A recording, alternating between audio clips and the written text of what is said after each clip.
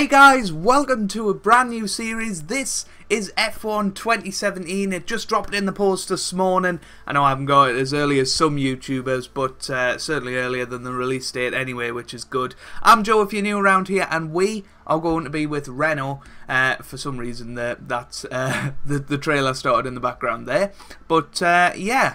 This is a game that I've been waiting for a long time. I've done F1 on the channel before, F1 2016 last year and F1 2015 the year before. I also do Motorsport Manager on the channel, so make sure you subscribe if you are new around here to make sure that you don't miss any F1 content over the next year. Now, I committed last year to doing a 10-season career mode. I lasted a season and a little bit, so I'm not going to say I'm going to do 10 years. It would be great if I could. But I am a university student, so I probably don't have the time to do 10 years, but we're definitely going to do a season, and there's going to be daily content of F1 2017 for the foreseeable future, as long as I've got time, and yeah, hopefully this should be good. We'll get into it. The way it's going to work, I'll sort of do the webcammy bit at the start, just talk you guys through any R&D and through any news that I've got, and then we'll go into a qualifying report, which I'm hoping to get a voiceover from my good friend Toby, TIJ. His channel will be down in the description. Go and check him out. He'll be doing plenty of F1 2017 as well, and then we'll just get into the race. I think I'm going to go for 25% at the moment, but that might change as the episode goes on. I don't know. But let's get into it. There will be a slight delay on this part of the video because I'm using OBS and there's always a delay. So, yeah, I'm assuming we do that. I mean, on your screen it looks a lot different to my screen, but there we go. I will be getting a new TV soon, so I don't know whether that'll change it. But here's the career sort of avatar creation point, if you like. That was us last year. That looks like Sebastian Buemi. Is there, oh, there's female characters this year as well, which is interesting. There's not that many interesting avatars. It would be cool if you could create your own. I'd probably spend a lot of time doing that. I might go for this guy with the beard, because I aspire to have a beard like that. Or do I go this guy who's got a bit less of a beard? Right, we're going to go for this guy. Why not? Helmet. Now, I was very disappointed with me helmet last year, to be honest with you. I wish I could change it. I believe this year you can change it in-game, which is fair enough. I'll see you guys once I have actually chosen a helmet. Right, guys, I think I'm going to go for this helmet. I am just going. Sorry about that, guys. When I moved my webcam, I actually muted my mic, and I apologise about that. Never use control as a button to mute your mic. That is the moral of the story. But as you can see, we're in the career screen now. You haven't missed much. I literally talked to you about me helmet. We've went for the blue and black theme, like the colour of the channel. And yeah, I think you can change it throughout the career mode. We've went for number 22 as a career number, JB's old number. I thought that would be quite fitting. We are going to be Renault in this year's career mode. Nico Hulkenberg's my favourite driver in Formula 1 at the moment. I've been McLaren and Force India in the past, so it makes sense to stick with the sort of midfield team and sort of try and progress Renault back up the ranks, try and get them to win a race in the next couple of seasons and maybe move on to another team after that. But we'll just have to see how the R&D works. But Renault very much middle of the pack, sort of the 6th fastest team, just slower than Force India and a bit quicker than Toro Rosso and Haas. McLaren and Sauber most definitely the slower teams at the moment. But let's get into the career mode. I have heard there's new characters and things like that. I haven't seen too much of the career mode so far, but this is what we're going to go for. For some reason it's got short practice length, so I don't know why that is. So we'll go for full qualifying. We always do that on the channel. We'll have a formation lap, manual starts as well. We're actually I mean, it recommended 97 for me, which I don't know, is probably quite a stretch, but we'll go with what the game recommends. Difficulty slider means, you know, we can adjust that as we go on. That's a really cool addition. And you know what? We'll go for 50% for the first race, I think. No, we won't. We'll go for 25%. We might up it to 50% in the next race, because this is going to be quite a long video anyway, with all of the admin and things like that. So let's get into it and see exactly what happens. The weekend tyre allocation is back. What do we do? I always like going softer, but it is Australia, so tyre wear mightn't be that good. So we'll just go with balanced for now until we learn sort of what the car's like. I'll change all the preferences and stuff as we go on, but let's get into it and see what career mode in F1 2017 is all about. Here we go.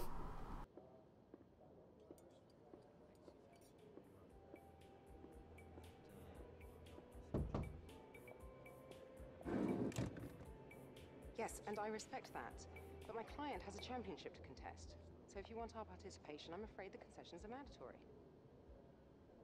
Yes, that's fine. Get back to me when you can. Goodbye. No one ever just signs the contract. Anyway, thanks for coming by on such short notice. I just needed to cover a couple of quick things with you before you race. Firstly, as requested, there's a copy of your contract. It's a rolling deal.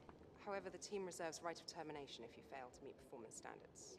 You're second driver for now, but work hard, hit your targets, and I'll be able to sweeten the deal.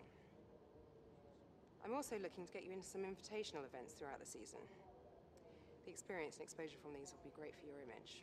Plus, you'll get to drive some nice historic cars. Now then, go get ready for the next session, and good luck. So that's Emma. She's back for this game, our agent. I'm hoping that we can sort of go around the paddock a little bit like we did in F1 2010. That is always a model career mode. But here we go, the new contract. Dear Joe, welcome to Renault Sport Formula 1 team. We are delighted to have you on board and look forward to working closely with you over the upcoming seasons. You will start as our second driver alongside your teammate Nico Hulkenberg. We expect you to work together to help develop the car and the team as quickly as possible. Now, let's get out there and win some points. I hear you, team. Let's get into it. Yeah. If we get 10 likes on this video, by the way, I will release 2 videos today. That is a promise. I don't know what time the second video will be out, but please, please, please leave a like if you are enjoying, and if you do enjoy the video, it really does mean the world to me. Share it to all your friends. I really want to give F1 2017 a good go this year and try and get up there in terms of subscribers. So, yeah, here we go. The laptop introduction. It looks virtually the same as last year. It's a nice little slider this year instead, sort of the happiness bar. I think you can see it like sort of there, the purple and the red. There's a little slider that goes along instead of it being 1 to 10 or whatever it was last year. This is the new crazy R&D thing. No, this isn't actually. This is vehicle management, which is brilliant. This is a thing I've been looking for in F1 games for ages, is just having the right amount of power units, gearboxes, and stuff like that. We have to manage them throughout the season. We have to make them last a certain number of races, otherwise you'll get grid penalties, and I think that's great, and it's really going to spice up the championship as we go along, because I assume it happens for the AI as well, at least I'd hope so. This is the different practice things. There's track acclimatization, there's tyre management, qualifying pace, as we had last year, but now we've got a DRS one. I think, maybe I'm wrong, but no, there's a fuel management practice program, there's a race strategy practice program, and that's about it. So they've added 2 new things, I beg your pardon, on the DRS thing. I thought that was a bit odd, but yeah, that is going to be that for this first part of the video, and I'm now going to hand over to the qualifying report with either me or Toby. Let's not jump to conclusions quite so quick. I've just done P1. We finished in 19th place in practice. We did a couple of the sort of R&D things. We did the track acclimatization and the tyre management. Nothing much different there. The cars feel so much different this year. You sort of feel the car sort of sticking to the ground. It's really fun to drive, but we have gone to the blurby bit, and we'll watch Chris, the engineer, introduce himself, shall we? Got my message. Perfect. away from home. We get more real-time data from the factory now than ever before, and it all comes through here. So I have to spend more time checking over the reports and less time hunting you down in the hospitality suite.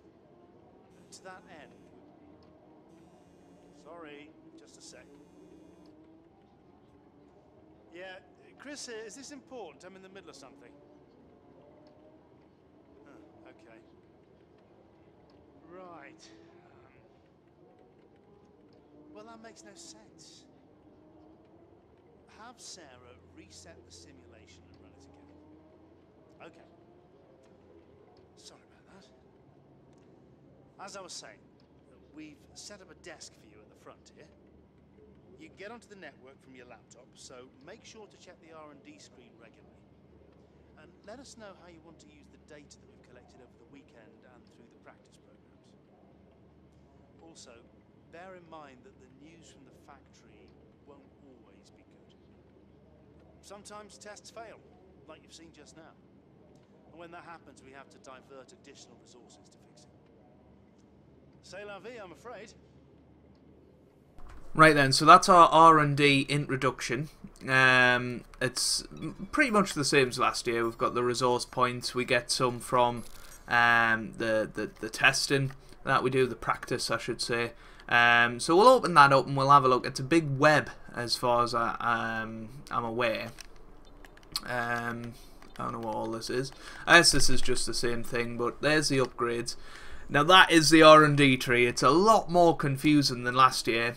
You know, last year was pretty simple what was going on. Shall we get our first upgrade? I don't know where exactly. What is our recommended upgrade? It's apparently that. I don't know why. If we go back, no. So he recommends that. I don't know why. I guess that will take us up a bit. Yeah, why not? We'll develop the chassis and that'll be ready in 2 weeks, so that should be ready for the next race, which will be cool. We've still got 1,500 points to spend. I think I might spend them at the end of the weekend though, once we've totted up some more resource points. And now, hopefully, I will hand over to the qualifying report with Toby.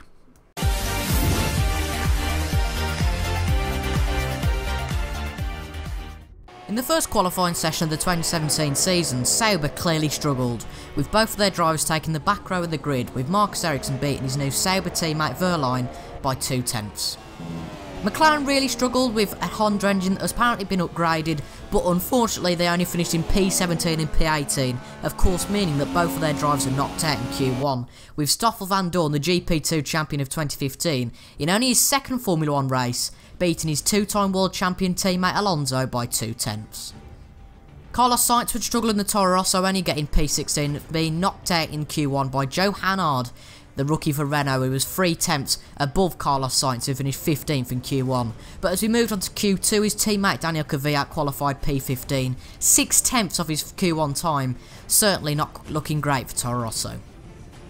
With many watchful eyes on rookie Joe Hannard and wondering how he'd do, he didn't beat his teammate unfortunately, and was only P14 above Daniel Kvyat in the Toro Rosso. After locking up on his Q2 qualifying lap, it meant that he couldn't even get close to his teammate, and after he replaces Jolyon Palmer, another Brit who unfortunately lost his seat after a poor 2016 season, Renault will be worried it's a case of deja vu at the team. It was a shock over at Force India with both cars out, and they were the lowest placed Mercedes powered cars, with Force India rookie Esteban Ocon beaten by his teammate Prez by only 7 thousandths, and they take up the 6th row of the grid on P11 and P12. It's similar at Haas to what it is at Renault, with Kevin Magnussen only qualifying in P13, and it's very similar to Renault as Nico Hulkenberg beat Joe Hannard to make sure he was in P9 on the grid, and Romain Grosjean in the Haas joins him in P10 on the grid. The Williams team occupied the 4th row with rookie Lance Stroll 3/10 behind his teammate Felipe Massa, and there's a lot wondering how Lance Stroll can improve from here. At Red Bull, Wonder Kid Max Verstappen beat Daniel Ricciardo by almost 5/10 in the same car to take the 4th place spot ahead of his teammate in 6th.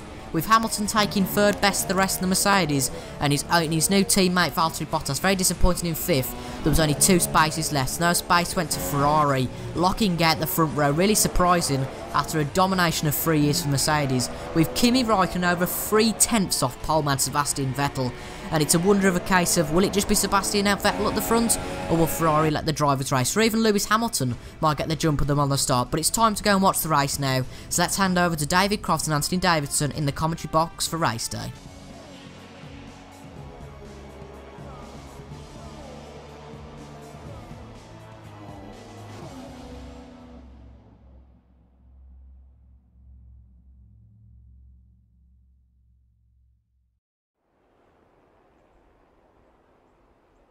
It's out with the old and in with the new here at Albert Park as we usher in what we hope will be a triumphant new era of Formula One racing. For our drivers, though, it's very much business as usual as they look to be first across that line and get their championship off to a winning start.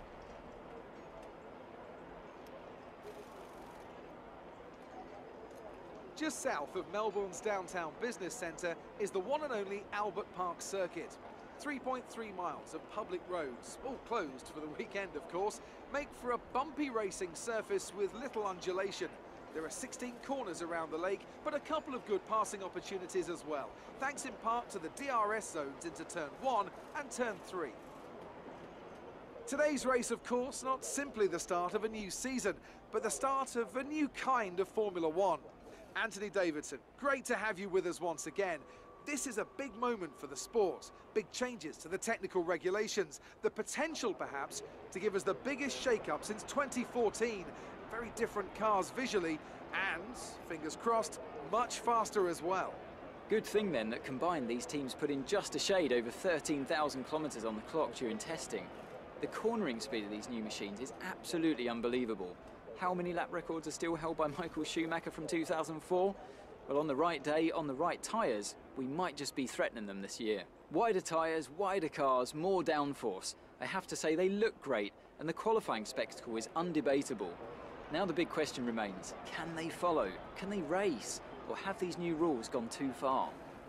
We're almost ready to go then, and this is what the starting grid looks like for today's race. Sebastian Vettel has a clear track ahead of him today. He starts in pole position, edging out Raikkonen, who'll start P2. Looking down the rest of the grid we have Hamilton, Verstappen, Valtteri Bottas, and Ricciardo, Massa, Stroll, Hulkenberg, and Roman Grosjean, Perez, Ocon, Kevin Magnussen, and a Renault, Kvyat, Sainz, Stoffel Van Dorn, and Fernando Alonso, Ericsson, and Pascal Wehrlein completes the grid.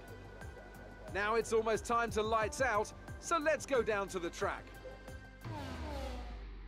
See if you can achieve. Right guys, here we are in the race. Obviously the webcam's gone now, simply because I like to sit back in the chair and relax, and I don't think it looks so good with the webcam on. But if you guys want it, let us know and it'll be back in place for next episode. But anyway, we qualified 14th, as Toby told you in the qualifying report.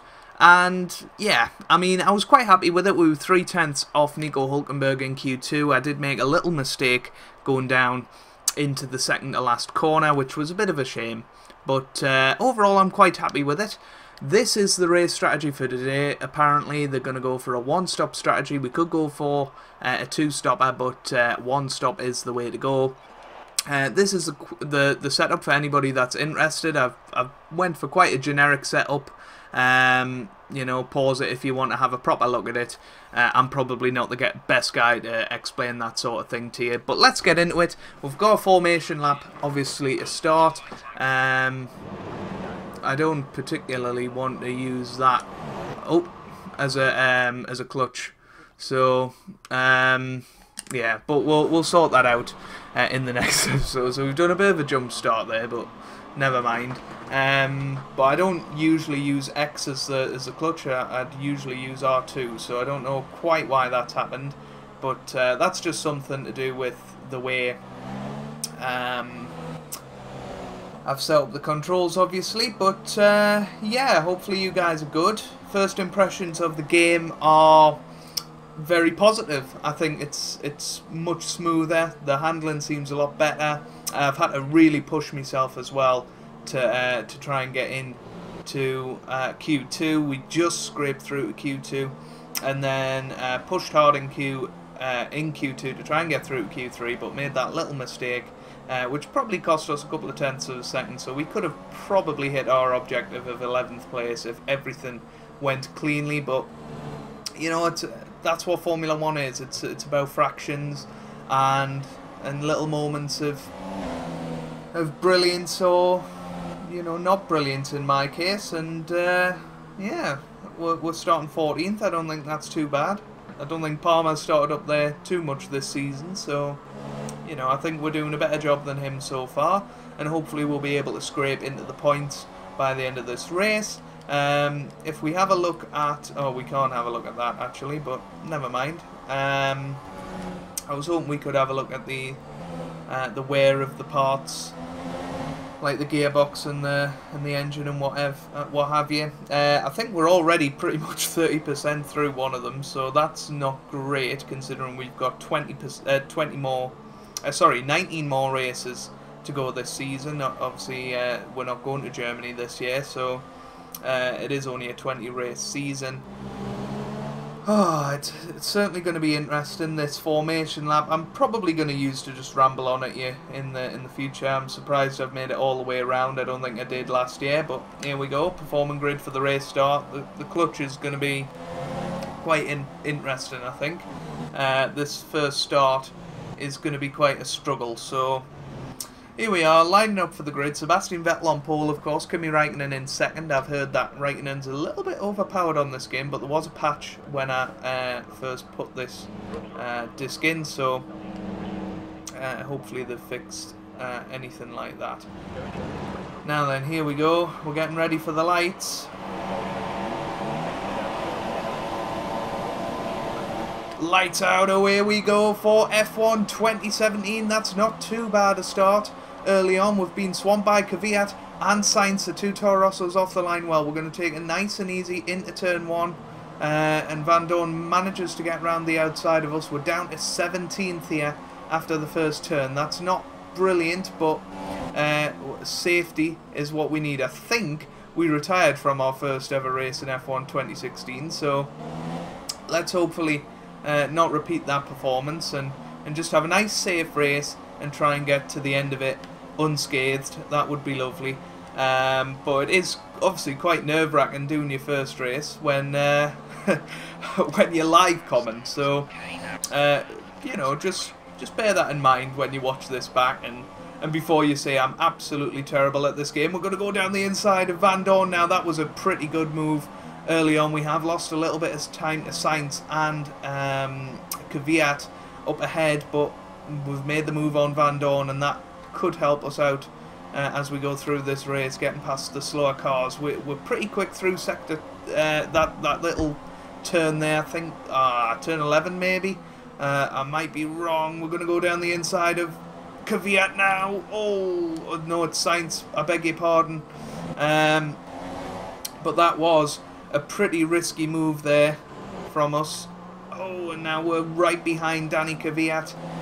Can we make anything of it here?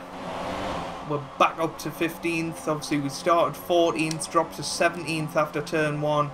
But we've managed to make up a couple of positions with a couple of decent overtakes. And now, hopefully, we can make a bit of a move on Danny Kvyat. What's our fuel situation look like? We've got plenty of fuel in hand, so I think just keep going with the rich mix for the start of this race. Try and keep close to the likes of Kvyat and Magnussen, and Hulkenberg is right ahead of Kevin Magnussen, so we can hopefully try and make a move on our teammate Nico Hulkenberg at some point. We've obviously set the fastest sector 1 in lap 2 because everybody's slow on the first lap. But not a bad start here. We have got Sainz hounding our rear end, and because I've had to push so hard in qualifying to get even to where I am, it's going to be difficult to hold on to positions without concentrating fully. So I'll see you guys if anything happens. So we're coming to the end of lap 2. We're still behind Danny Kvyat. Carlos Sainz is still up our rear. Ocon's dropped down to 12th. Felipe Massa pulled over to the side at some point. I don't know quite what happened there. I think he's out of the race, but it really caused a bit of a kerfuffle ahead, and that's how Ocon has come down. Grosjean's also worked his way down, so Hulkenberg and Magnussen have made their way just ahead of us. Oh, that was bad.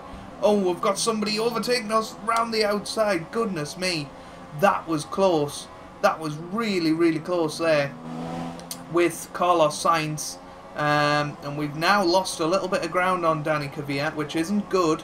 It's not exactly what we had in mind. We've managed to run over the sausage curb, as it were, there. Ocon looks to be having a look on Kevin Magnussen. Carlos Sainz having a look at us round the outside. We're just going to hold our line through there. Sainz has dropped off a little bit, so I'm assuming he got a little bit too close to call. But now Kvyat having a go at Romain Grosjean around the outside. This is great battling up ahead from the AI. Grosjean and Kvyat side by side going into the second to last corner, and that's allowed us to catch up now with the DRS. Hopefully we'll manage to have it here, and we do. So we're now going to enable the DRS and hopefully close in on Romain Grosjean over these next couple of straights, and hopefully move up to 13th position, which would be a good start to the Grand Prix after we were down to 18th at the start, I think, and now we're starting to get back into this race and starting to settle down a little bit, which is really good. And we've caught up to Romain Grosjean, and Danny Kvyat's just ahead of him, so we could certainly have a couple of more positions gained here. And we're on the slower tyre, remember, so we're in technically a better strategic position. We've actually set the fastest Sector 1 there, which is very interesting. I assume that's because we've had the DRS available to us. We have been quite quick through Sector 1 this weekend so far. It's Sector 2 where we're losing most of our time, and on that turn I just can't seem to get the power down quick enough and sort of accelerate. We are losing quite a bit of time through there, but and then through Sector 3 we're quite quick as well. We've been matching Nico Hulkenberg in Sector 1 and 3 all weekend, so you know, I think we have been a little bit hard done by with not being quick in Sector 2. We went a little wide there, making a mistake, and Sainz has had a go. Oh, and well, we had a little bit of a spin, but I think we're alright for now. Romain Grosjean pits, which is an interesting one, so we're going to have to make use of this clear air now as Sainz comes right up behind us with the DRS. We also have the DRS, so we're using that to defend. We'll also have it on this next straight as well. That's probably one of the flaws of the Australia DRS detection zone, is the fact that you get it at the next straight as well, despite the fact that Grosjean's now gone into the pits. So, you know, maybe a change for the future, but it's been the same since day one, so I don't think it's going to change. We'll come through Sector 1 now, yet again setting a purple time in Sector 1. Can we do any better in Sector 2 and Sector 3 this time? Obviously we made that little mistake in Sector 3, which allowed Sainz to catch up and allowed Kvyat to get away. We have made a little mistake yet again there, just going a little bit wide, and Sainz is going to catch up. He's very much within our grasp here. As we come through turn 11 and 12, I think it is, or whatever it is. I'm sure you guys will let us know down in the comments. And we're coming through Sector 3 now, but I'll let you know if anything else happens. We're accumulating some wear on the MG UK. We need to stay out of rich fuel mode to manage it. That's very interesting. It's just come up there from Jeff. I don't know if you heard him, but we're going to have to manage the engine and stay out of rich fuel mix now. So we're going to have to move that down to standard. Yeah, that's a bit of a problem, isn't it? That really is a bit of a problem. And now Sainz is going to take advantage of the fact that we're down on power and have a look down the inside. He doesn't quite make the move there. Green flags, I don't quite know what they're for. We're up to 6th though, so I'm assuming somebody else has retired. There's somebody off ahead. That is Esteban Ocon. I think his engine is gone. So he's out of the race. We're up to 6th now. I don't quite know where we really are, because people have come into the pits and we still need to make our stop and stuff like that. We are just ahead of Carlos Sainz still, though, now into a podium paying position, which surely won't be the case at the end of the race.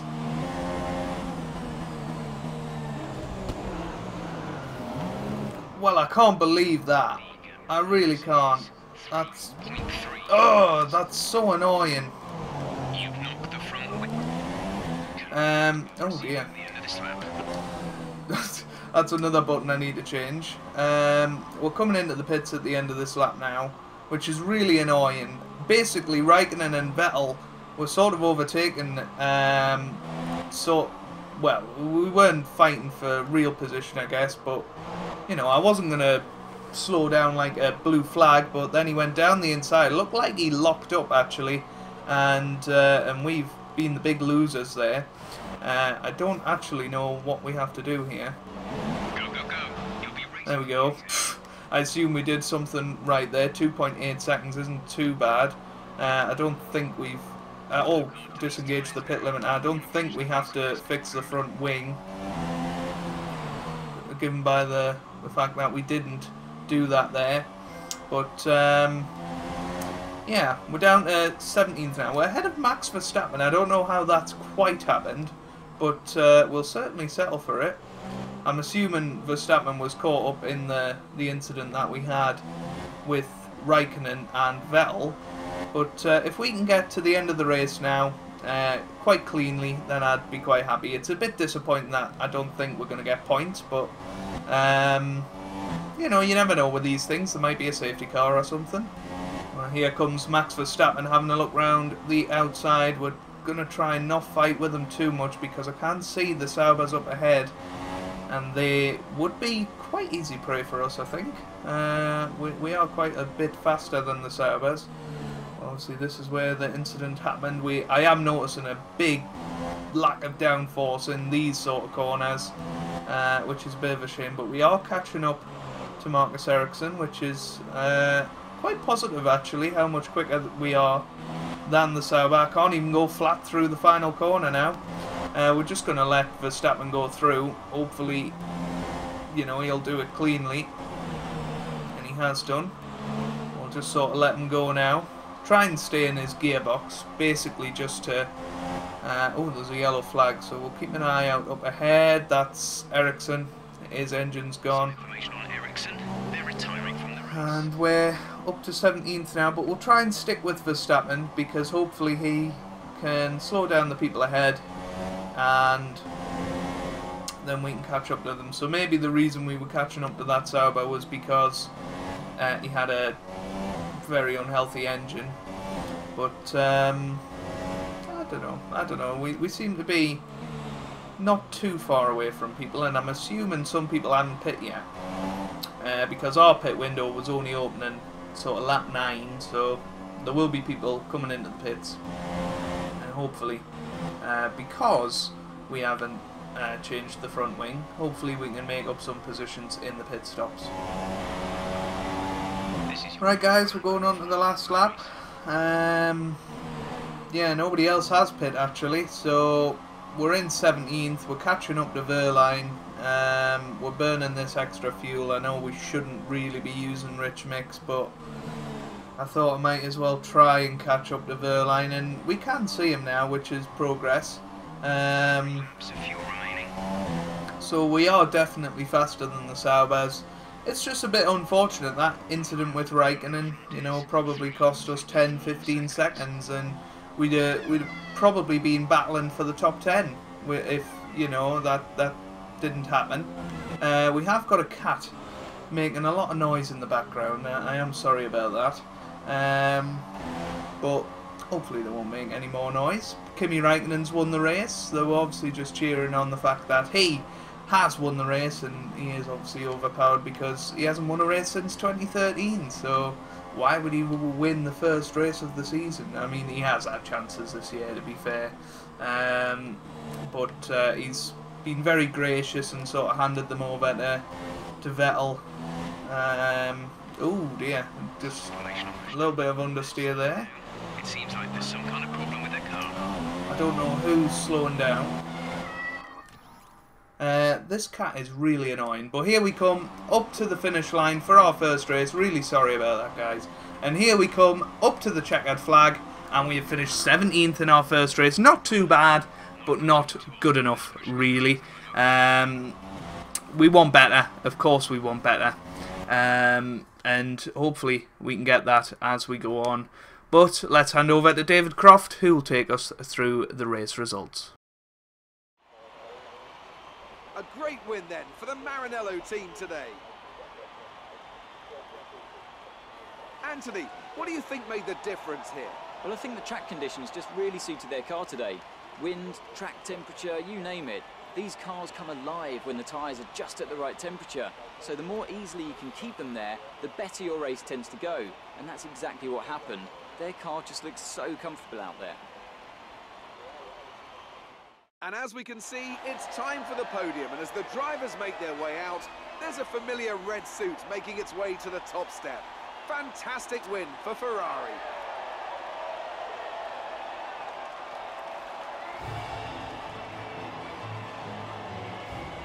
So there we have it, Kimi Räikkönen winning the Grand Prix with Hamilton and Bottas finishing on the podium. I think Bottas finished second maybe, I don't know, I can't remember the positions on the podium.